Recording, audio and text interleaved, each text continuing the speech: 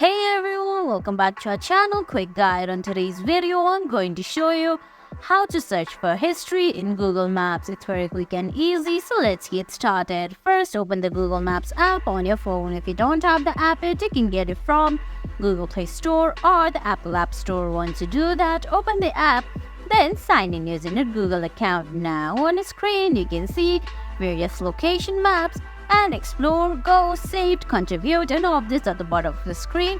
Now on the top there's a search bar, just tap on it, then under recent you're gonna get the list of the location that you've searched previously. These are not the places that you've been to, but the history of places that you've searched. Go back, there on the top right corner you're gonna find your user icon and options like turn on incognito mode, your profile, your timeline halfway through your screen.